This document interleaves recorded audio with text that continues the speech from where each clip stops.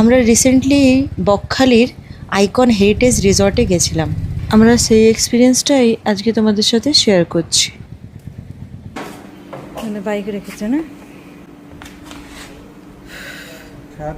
Guys আমরা চলে এসেছি বকখালি। এটা হচ্ছে আইকন হেরিটেজ। অনেস্টলি বলতে গেলে এক্সপিরিয়েন্সটা খুব ডিসঅ্যাপয়েন্টিং ছিল। আমরা সি ভিউ রুম বুক করেছিলাম, কিন্তু রুমে ঢুকতেই দেখলাম দেওয়াল থেকে প্লাস্টার পাপড়ি মতন ঝুলছে, অনেক জায়গায় ক্র্যাক ছিল।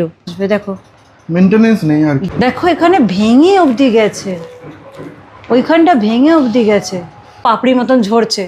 মানে হেরিটেজ সত্যিকারের এটা হেরিটেজ টাচ দিয়ে দিয়েছে। এর উপর একটু নোংরা নোংরা পড়ে আছে, এই যে। তো তুমি কি বলবে বলো? কিছু লেগে আছে, ওই জন্য আমরা নিজেদের বেডশিট নিয়ে এসেছি। বকখালিতে এইটা নাকি বলছে সব থেকে বেস্ট হোটেল। ঠিক আছে, এই বেস্ট হোটেলের নমুনা দেখছি। হ্যাঁ, আচ্ছা। একটু দেখাও এটা কিরম কন্ডিশন। খুব বাজে কন্ডিশন, ফ্রিজের মুছে রাখতে হয়। কন্ডিশনটা খুব খারাপ। সব ভালো করে দেখাও একটু কি কি কন্ডিশন। লোকেরা দূর থেকে কেন আসবে? জিনিসগুলো তো ঠিকঠাক দরকার কি না আমাকে বলো। জিনিসটা ঠিক নেই তো। এটা ব্যালকনির ভিউটা কেরম, এখান থেকে বিচ ভিউ দেখা যাচ্ছে। দেখো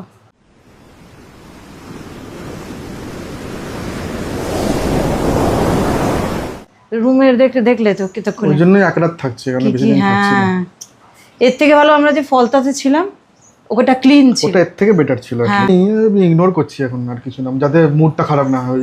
ওই জন্য সত্যি কথা, সত্যি আমি ইগনোর করছি। খাবারের অর্ডার করলে মিনিমাম 1 ঘন্টা ওয়েট করতে হয়েছিল আমাদের। তাও আবার কি, খাবারগুলোর টেস্ট একদম ভালো ছিল না। আর 1 পিস করে কাতলা মাছ দিয়েছিল, আর রাইসটা তো প্লেন এমনি সবসময় ঠিক থাকে।